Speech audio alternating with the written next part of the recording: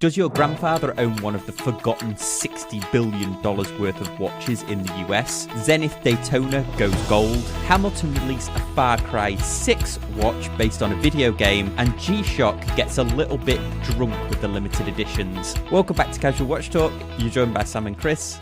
Kris, how have you been this week? Oh, excellent. Excellent. Post-pandemic haircut. We're good. Out and about. So vaccinated and free. How have you been? Yes, all good here. Well, should we roll into watch obsessions? Have you had a watch obsession this week? So my watch obsession is wondering where my watch obsession is. No Citizen EcoDrive. No Flieger. No EcoDrive Flieger has not arrived. And it's been now a month, I think. Well, maybe a little less than a month. But yeah, so I opened a support case. I feel like that customer. Strongly worded comment card. Yeah, I was like, guys, did you? And also, and you probably have some experience in this. I ordered some electronics from the UK, and it was like this little keyboard thing, and they sent it Royal Airmail. I got it in 6 days. It's funny you should mention that. I've been having some guy has been trying to bid on a watch strap back and forth. He's in the Netherlands, and he's like, can you do free postage on this watch strap? And I was like, look, mate, the difference between shipping something from the US to Europe and the difference from shipping something from the Europe to the US is worlds apart. Not only is it significantly cheaper to post stuff from Europe to the US, it's a lot easier to do. Yeah. I mean, I had to ship something to Australia, and just the smallest package to Australia is like $17, and that's like first class mail. That's like 3 ounce first class mail is like $17. You're like, what the heck? So so I mean, got that quick. So now I don't know where it is. Where's my EcoDrive Flieger? So that was my obsession. And then more of another thing kind of going on this weekend. I was at a car show and doing some watch spotting, which is great. Car show watch spotting is always fun. And I had to do a double take. I saw a red and blue bezel, and kind of look like a GMT Rolex, and then like had the solid link bracelet, had the like heavy duty sort of Jubilee style bracelet. And I like looked over, and then I kind of walked over, and I was looking at some other cars, and I was drinking some coffee, came back over, and I was like, and I saw the date window, and I was like, oh, Seiko mod. Oh, yeah. And I just like walked up, and I was like, hey, nice Seiko mod. And he was like, made his day, which is great. So if you're out and you see stuff like that, and I was like, oh yeah. And he's like, oh yeah, I had a guy do it, and I got this awesome bracelet on, and we kind of talking. He's like, what are you wearing? I had my white dial 104 on, and we kind of back and forth. It was really good. So we like changed an Instagram, and then we were kind of joking. I don't know how it is on your Instagram, Sam, but mine is cars and watches. So if it's not cars or watches, I'm not following you.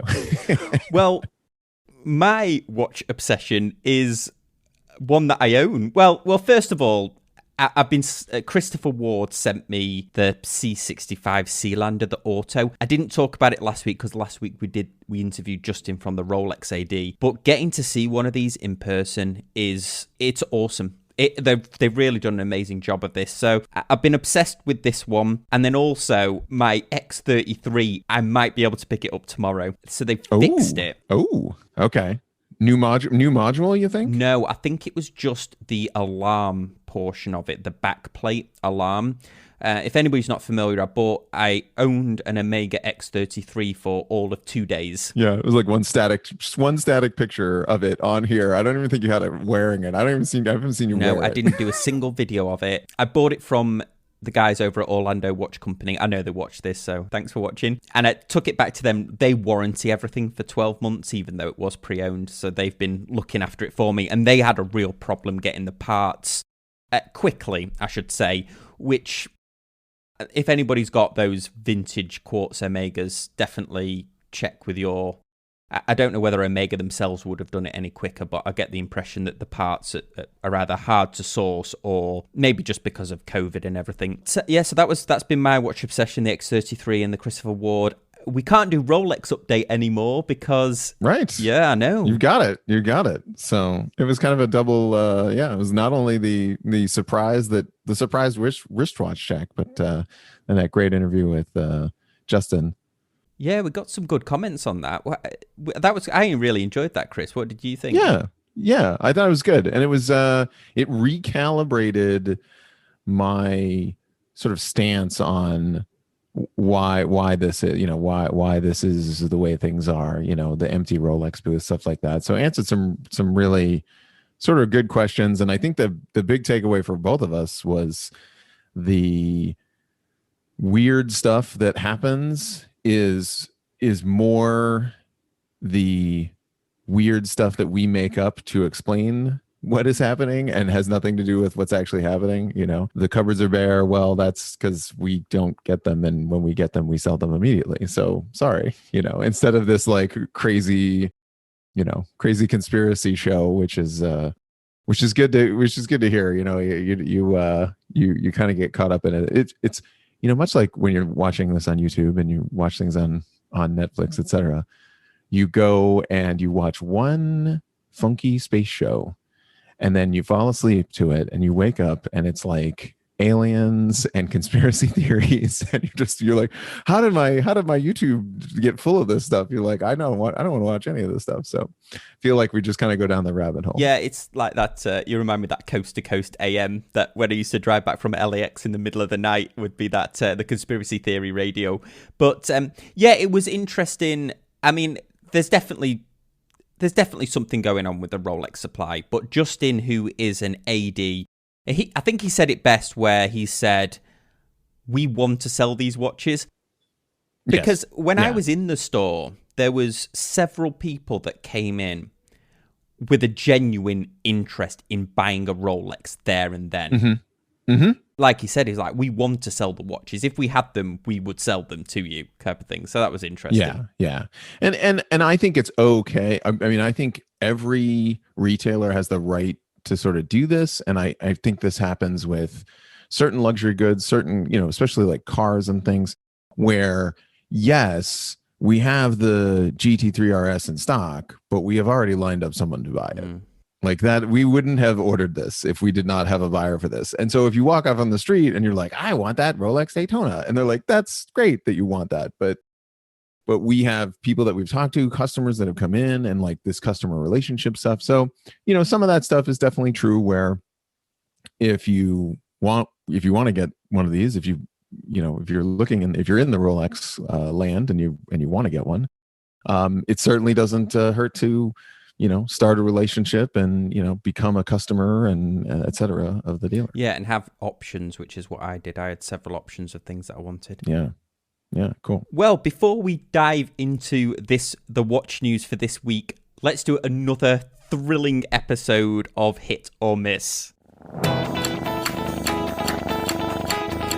This week, Kris, I present to you a watch that you thought would have been announced at Watches and Wonders, but it came across last week, and I first heard about it when Adrian at Bark and Jack reviewed it, and this is the ceramic Black Bay. What do you think of this new ceramic cased Black Bay? So it's not the Black Bay 58, it's the standard Black Bay, no date version with a ceramic case. Okay, so completely ceramic case. I thought it was like, I saw pictures of it and I thought it was just PVD. Yeah. So this whole thing's ceramic. I feel like that's changing my mind. But I do want to talk about while we're looking. Have you noticed an uptick in black sort of PVD? I feel like that style's kind of coming back a little bit. I definitely have. I've just reviewed a PVD coated Boulder watch. I'm not a huge fan of PVD coated watches, to be perfectly honest. But this one, with it being black ceramic, yeah, you can't scratch it off. That's not going to scratch it. It's not going anywhere. It's going to be black throughout the center of it. So that's cool. And big shout out to Lee on the Facebook group who got a chance to see one of these in person, and he said it's spectacular. Yeah, that's right. Yeah. Oh, okay. I like ceramic cased watches. I like the Dark Side of the Moon. I've had the opportunity to review that on the channel, and the Grey Side of the Moon, which I still think is one of the greatest Speedmaster that's ever been made. It's just stunning. I like the idea. What I thought was quite funny was they've included the NATO strap as a complimentary strap instead of it.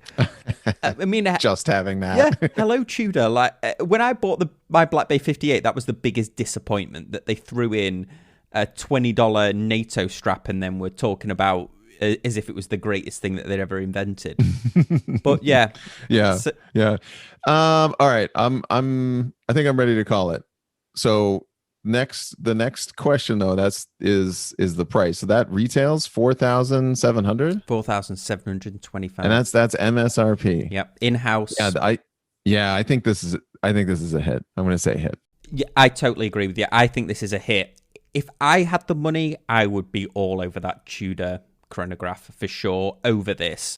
But I think this is going to be a big hit for them. So let us know over on the Facebook group, everyone, whether the Tudor ceramic Black Bay is a hit or a miss. Join us over on the Facebook group. Yes, and you don't have to be objective like I was. You can be completely subjective, like it or not. And I kind of worked through that one, and I don't know why. But I think it looks good. Absolutely. Well, let's dive into this week in watches, and we've got some really interesting stories.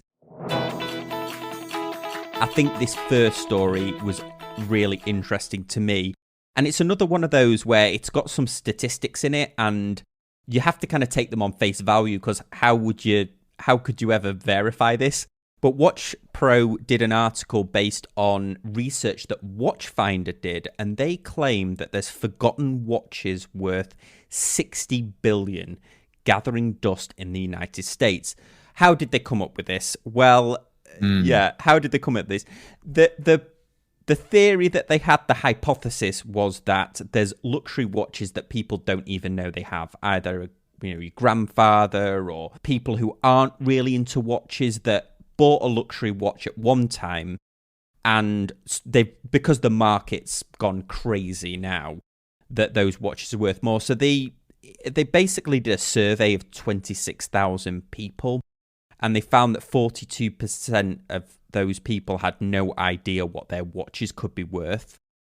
So they've been doing some sort of maths back and forth. They've quoted like the Cartier watches, which have gone mad. We also know that Rolex has gone up in price. It's an interesting article, Kris. What do you think of it? So first, I love the art, the picture, the photographs, the like paint cans, the like, oh yeah, or the toothbrushes. You're like, oh yeah, here's my Planet Ocean, just kicking it next to my toothbrushes. It's great. It's great. Yeah, I mean, it's a little,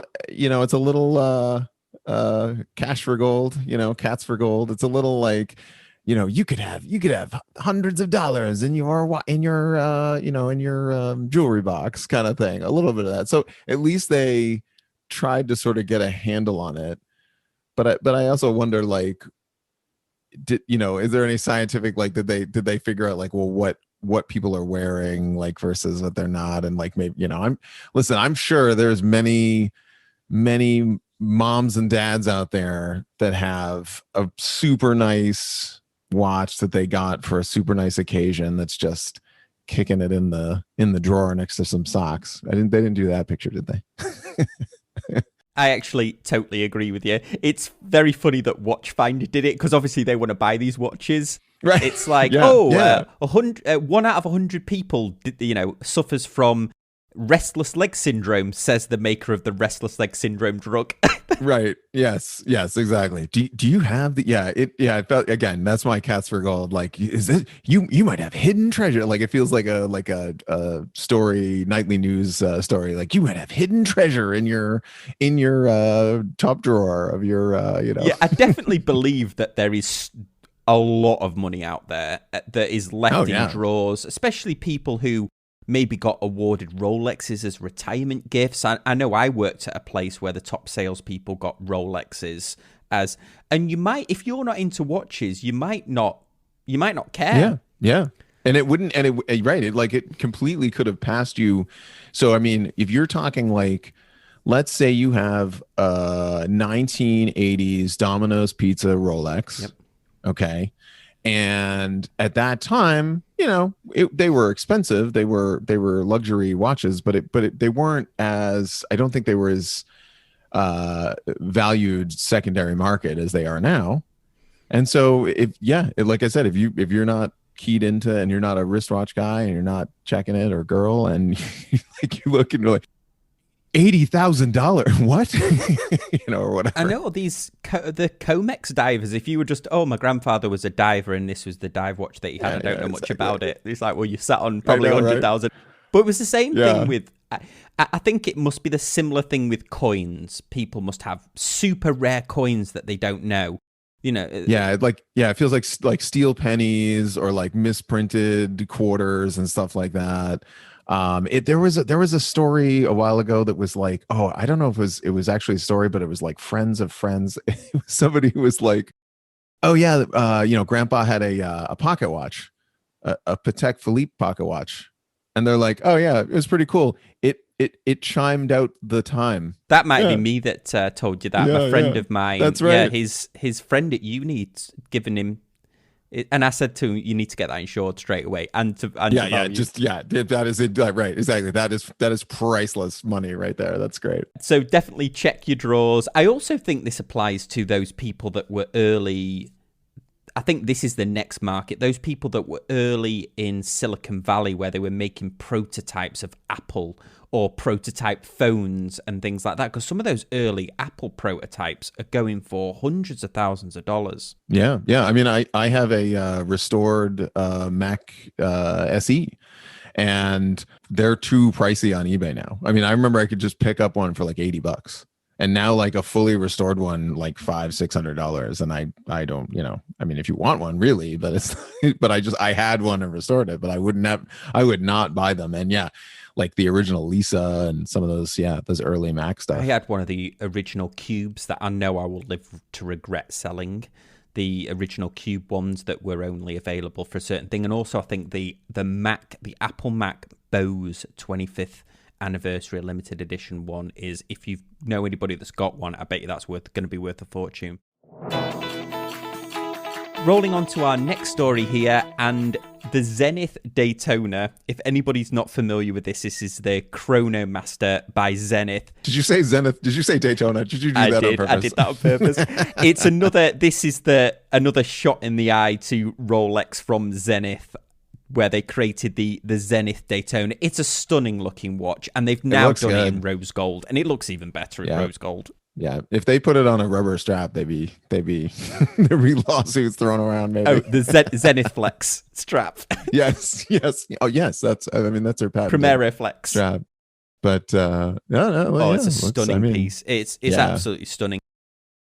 For $21,300, it's certainly comparable to and the fact that you probably will be able to get this as well, which is different. Yeah, that's right. I think that's a good point. You can be like, you could go buy this. You could obtain this. This is not something you'd have to get necessarily on a wait list for. Absolutely. I think it's an absolute stunner. I think they've done it. I think this is a huge hit for Zenith, although Zenith have been doing some amazing things recently. They have. And I think I'm not a super fan of the sort of the gold, but the gold with white there, it looks really sharp. And their sort of typical tie-in with their three dials, their three colored subdials. Absolutely. I think they've got a real hit on their hands there. Next story here is another Seiko release. When I saw this they're probably limited edition, maybe they're not, but when I saw this, I don't know if it's wrong of me that I just really loved the strap that it came on. I think this looks awesome, the NATO that they've done. Right. These are two very good looking watches, to be perfectly honest. The NATO, I'm all about that. I think they've done a great job of the NATO. But again, we find ourselves talking about this mid-range sort of Seikos that they're tickling up in price here. These are 1,200 type area. What's your view? Well, first of all, before we go into the movement, what do you think of the look of these? So it was interesting. I was checking out another. I think it was on here, or somebody else had an article on it, and they specifically pointed out the color of the lume. So they they did. Is this the set that they did where they sort of gave it sort of like an aged colored loom, or is this not that It one? looks very creamy in color, doesn't it? I would say. Right. Yeah. And as most of us Seiko watch nerds know, their loom didn't age like that. Their loom doesn't become that color. So for them to sort of make that choice, I feel like I would like to announce that we're in it. So this is the original, and then there's that. Yeah. So the original. So those are the original green. pieces they're based on. So yeah, it's like almost like a green, and like it starts to kind of almost darken on the edges. And then anyway, I'd like to announce here on the show that we are in a post patina loom world now. We at the Casual Watch Talk will no longer call it patina. We will call it what do you think? Off-white, eggshell? We're just going to call it eggshell. Well, yeah, because I never understood the resurgence of the old radium look, because radium is a period of history that you should really forget. Well, you should remember it because of the horrendous damage. Never do it again. Yeah, exactly. I think these are good-looking watches, but I still struggle. All day I'm about the Seiko Turtle. I think it's fantastic. But the movements that they're putting in these and then charging $1,200 for it, I just feel. I know this is going to get probably a lot of comments from Seiko lovers. I love Seiko, but it makes me feel uncomfortable paying that much money for the 6R35 movement when it's is it minus 15 plus 20 or something. I don't know how they get away with it, to be perfectly honest. Let's go back to the ceramic Tudor we looked at just a moment ago. So for a quarter of the price of that. So I would rather save up and get something like that, knowing that you have not only in-house movement, and maybe this just isn't fair because it's a quarter of the price of that, but just the way I feel like if I was going to save up $1,200 for it, for something like I'd have to absolutely love the look of this, or it'd have to be just throwaway money. I totally agree with you. And why I'm getting kind of a little bit bent out of shape is this, not to plug this Christopher Ward again, but this Christopher Ward is, say it's $865, I think, on the bracelet. Plus, they're always doing an ongoing promotion, more or less an ongoing promotion, $125 off. This is using a Sleater movement that you can regulate to COSC. As you've shown on your time grapher many times, that these Swiss movements, you can put them in any orientation and they'll hold regulation. A Seiko movement, you put it on its side, don't you? Yeah, and it'll go plus 50, like in one direction always. It goes like plus 15, and you're like, well, what do you do about that? You're like, you can't do it unless you get it's interesting. At the same time, you'll get folks that'll just like, oh, I got a runner, like I got a good one, and you're like, oh, it keeps great time, and that's great, that's fantastic, but that feels like it doesn't feel like the norm. No, and if you're tempted to comment, my Seiko is 2 seconds a day. Put it on a time grapher, take a picture, and then put it on its side. Put it in different orientations, and I think you'll be surprised at how poor they keep regulation in different positions. Kris and I did a whole video on this. Yeah. So you can regulate them down to COSC, but their positional accuracy is never going to be as good as some of the sort of standard ETA Swiss movements that come out. So that's where that argument goes. And they're very easy to magnetize as well, these Seiko movements. But anyway, this is the thing. I love the look of these, and I would be all over it for $300, $400. I'm not all over it until they can get their. I think that and everything that ETA does and Sleater does is significantly better than Seiko until you get to the high beat movement, until you get to the spring drive. If this watch was we've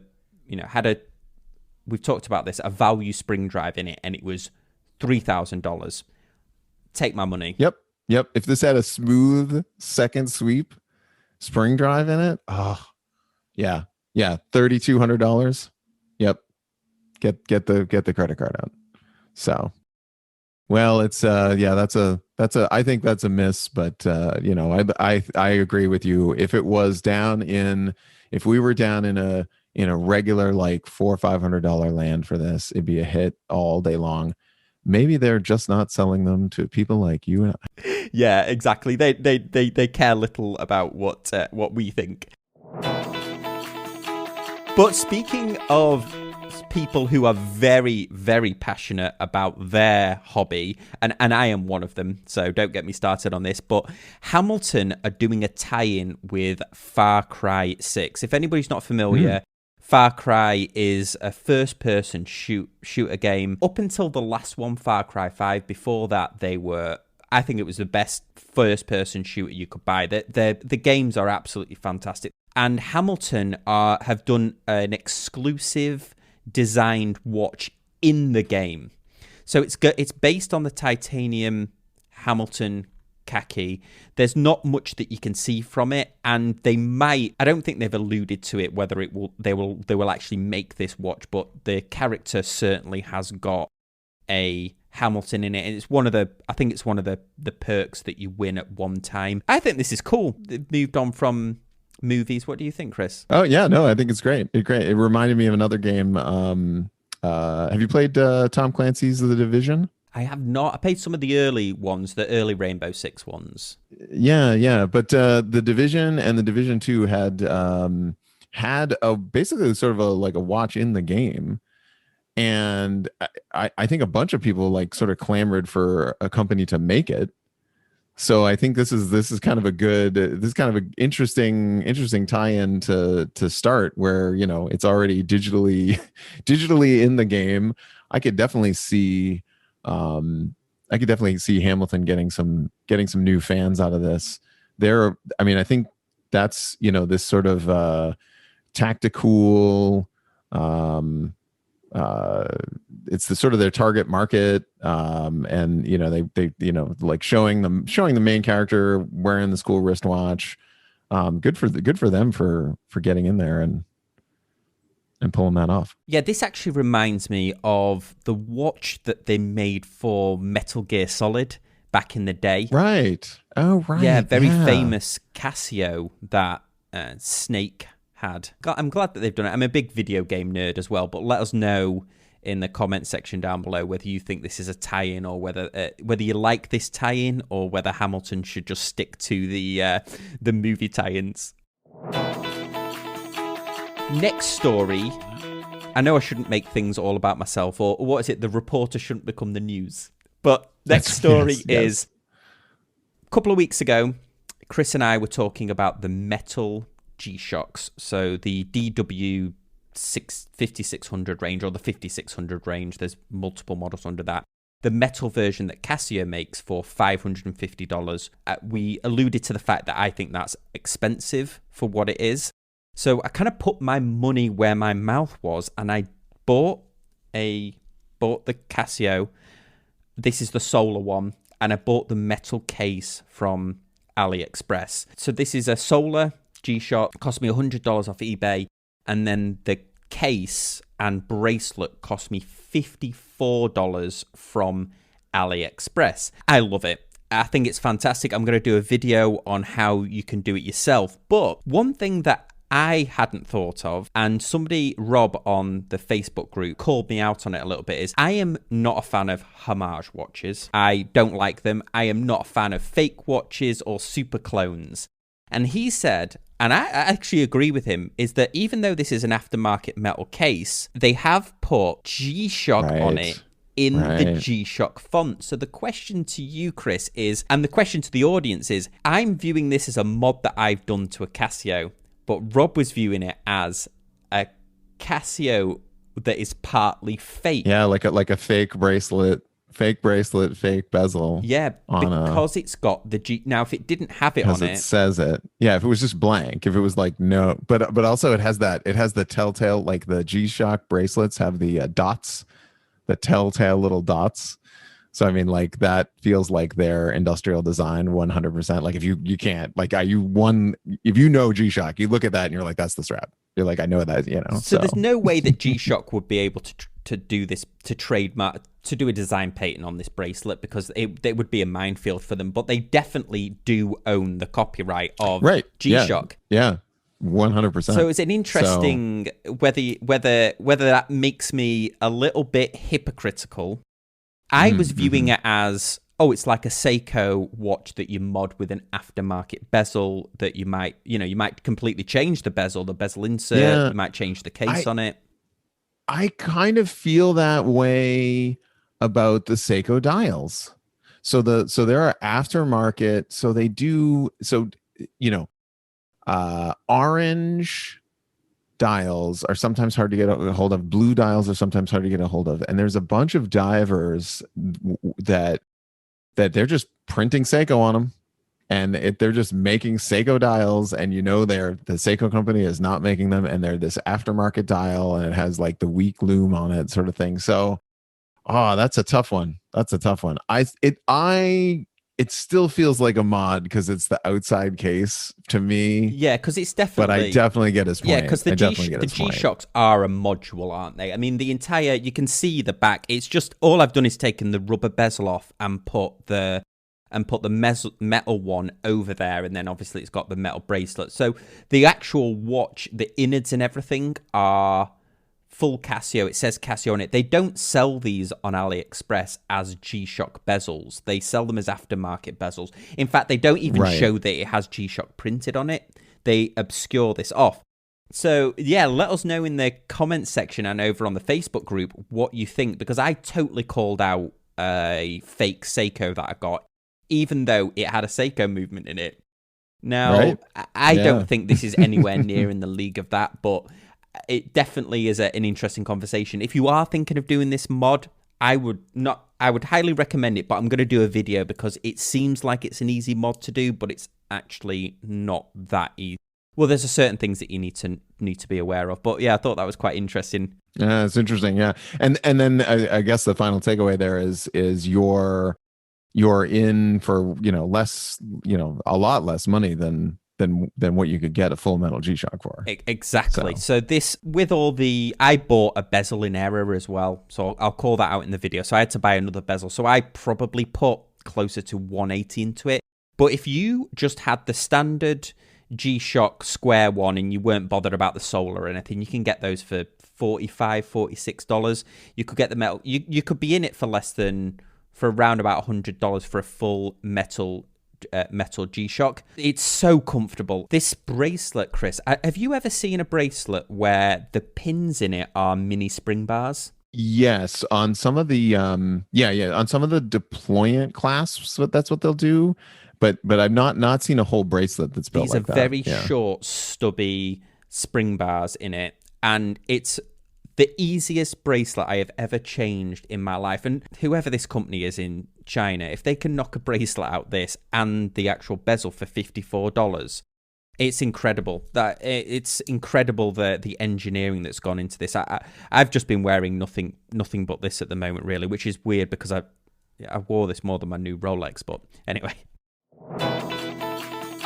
Speaking of G-Shock, Chris, I don't know whether they probably had one too many of these beers when they thought of this idea, but what did you think of this? The Budweiser limited edition. It's it felt like if they released here, let's actually, it's a good time. I could date myself. I could put exactly so I'll say these did not go over like the Budweiser frogs. Or do you remember the Budweiser frogs? Am I too old? No, I sort of remember them a little bit, but Budweiser wasn't heavily advertised. Budweiser wasn't heavily advertised at the time in the UK like it was. Oh, that's true. Yeah, that's true. Like kids of the 80s and 90s. Okay, yeah, maybe a little later. What's the? Do you remember the What's Up? Yes. Do you remember that one? All right. So yes. So to G-Shock, I say, what's up? I know, it's funny because not only some people, obviously Hodinkee wrote about it as if it was the greatest thing that's ever, the greatest G-Shock that's ever been made, as they normally do. But There were some interesting comments. So first of all, this thing is priced at $200. It's the standard, it's not the solar. It's a $200. And there's people rightly said in the comments, I like it, but this should come when you buy a 12-pack of Budweiser. This should be the free, right, this should be collect your coupons on the Budweiser. Yeah. Exactly. It comes with like a keg or whatever. You know, you get 2 kegs, you get 2 party kegs, and you get 2 24-packs, and it comes with a free watch. Exactly. I think it's great if it was a free promotion. Yeah, it feels like them doing a limited edition Budweiser fanny pack. Exactly. You know, where you're like, I'm not gonna wear this. I don't know if like it's not in style, but then like are we past that like hipster we could wear this? I'm confused. Maybe it's just because of my age. Does anybody love Budweiser that much that they would spend $200 on having it on a watch? I wonder, or whether it's just going to be speculators buying it, partly because it was on Hodinkee. Can they flip it? Will it go up in value? Or three, can I pull it off ironically? See, like, that's what I think. Like, I want that. Like, you want that. Like, if you're that person that's like, I'm gonna ironically wear the G-Shock, the Budweiser G-Shock, like showing up at the watch meet, being like, yeah. Guys, we're really interested to know what you think. So whilst you're hitting the thumbs up and subscribing to the channel down below, let us also know what you think of the Budweiser limited edition G-Shock. As always, guys, we really appreciate you watching and listening, and we'll see you next time on Casual Watch Talk. Thanks, guys. Bye.